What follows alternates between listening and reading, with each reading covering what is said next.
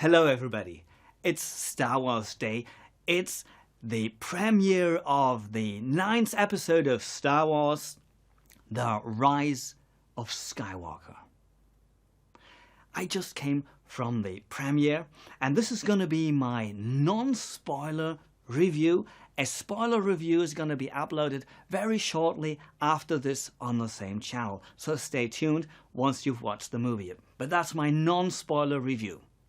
I was at the 13 o'clock show, and this is in the middle of the day. It's a normal working day for most people, even though it's, holiday season's coming up. And there weren't that many people there. There were some people dressed in costumes right in front of the show, in front of the theater. But the theater was mostly empty. Now, I don't know what's going to be like in the evening show. Obviously, most people will want to watch this in the evening.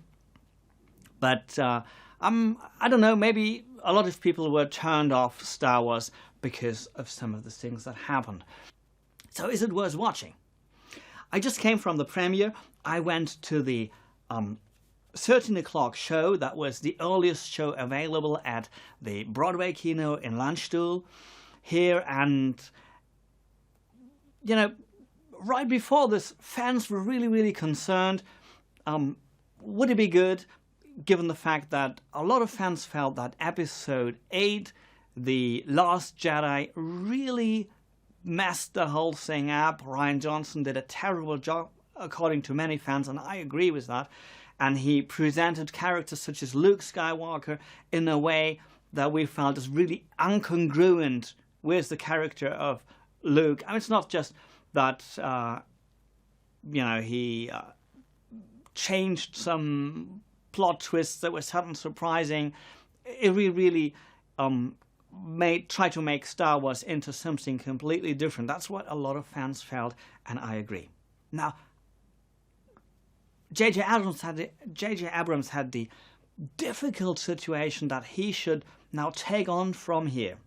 And I got to tell you, this is a movie that, well, if you know where it's coming from, and if you realize that before they started Episode 7, they didn't have a clear idea where exactly they wanted to go to, and that's very clear. It's very clear that Rian Johnson completely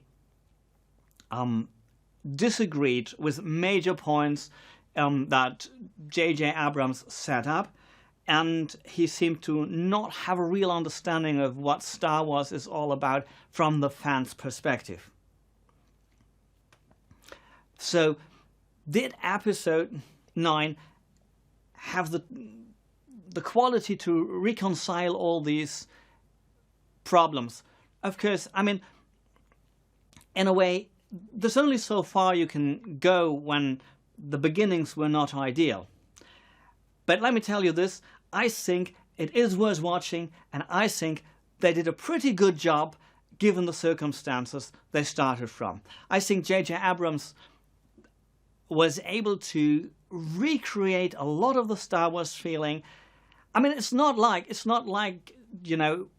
for me, the first Star Wars movie that I ever saw in the cinema was Episode 5, and it had all the magic of Star Wars that you can imagine. And it was totally congruent. It was like an amazing experience. You really would feel the magic of Star Wars.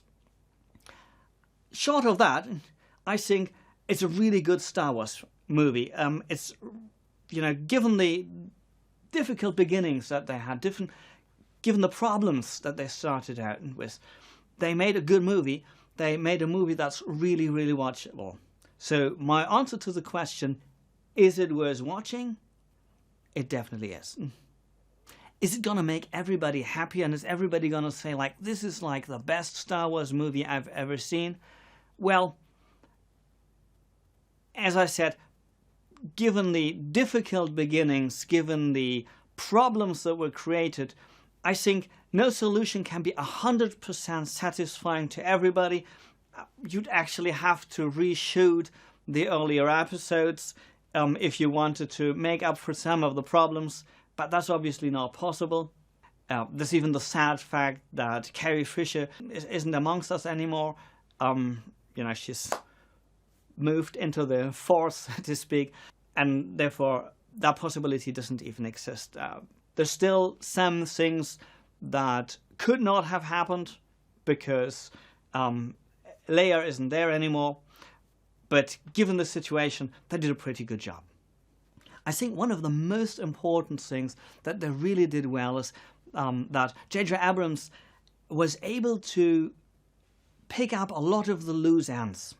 We do get a satisfying answer on Rey's origin. We do get a reasonably satisfying answer on who Snoke was and why he was there being presented to us as this super powerful being, and then suddenly he was gone. We even do get some minor loose ends rectified in a reasonably satisfying way. There's a reasonably good conclusion to the whole sudden death of Han Solo, and even Chewie gets some loose ends that a lot of fans have been aware of for a long time corrected. So all in all, I feel this is a movie that really was written for the fans. Now, some people might say it was probably too much for the fans, but I think it's the best way they could have followed up after Episode 8. Now, the whole thing is a good action movie. You have a lot of interesting action scenes, and the movie definitely has the potential, if you were disappointed with Episode 8, to win you over again. Now, when I started the movie, I wanted to watch it. I wanted to know what the conclusion is, partly just to make a review video about it. And in the beginning, I was really like, I don't know, I'm not too much buying into the whole thing so far. But step by step, I noticed how they actually didn't do a bad job. And more and more, I got interested into the new characters that I wasn't so much sold on before. Not only from the action perspective, but also from the perspective of the characters. You know, a lot of scenes became more and more interesting. There was more and more tension, there was more and more interest, there was more and more investment on my side as the movie went along, to the extent that when there's the final showdown, and there's a couple of showdowns, so to speak, but there's one final showdown, I'm not going to tell you who against who and who's, standing on what side, but when the final showdown happened, I was really interested. I really was motivated. I was really buying into the whole thing. And given the fact that I was quite disappointed with Episode 8, I think that says a lot about how well this movie was done under the circumstances. It's not just a repetition of a well-known formula like Episode 7 was, where you could say, like, this was essentially, pretty much the same storyline as Episode 4. That's not what we have here. There are certain surprises. It's a movie of its own. It's not just a repetition of something that's working. It has a good storyline, as good as it can be, given the circumstances, given the fact that it had all these loose ends and all these catastrophic directions that Rian Johnson took the story to, that it does really a good job under the circumstances. That still doesn't make it a perfect movie. It's not comparable to what most fans believe to be the best Star Wars movie ever, and that's, for many people, Episode 5. But it's a good movie. It's a movie that you can watch, that you will enjoy, and that if you are a Star Wars fan, you will go out of this movie and think, yeah, Star Wars is back. The Force is back. And stay tuned on this channel.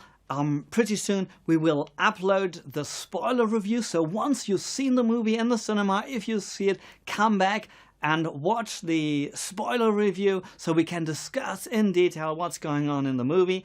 There's also a lot of other cool stuff coming on this channel. We're going to make a detailed series on the hero's journey. That's the mythological concept based upon which George Lucas had originally designed the Star Wars saga.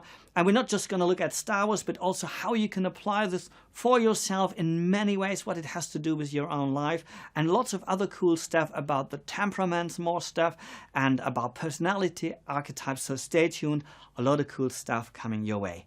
And one more thing, please let me know in the comments what you are most curious about. What are you looking forward if you want to watch the movie? What question is most important for you to get a good answer to? Leave your thoughts in the comments and see you soon on this channel. Bye bye. And may the Force be with you.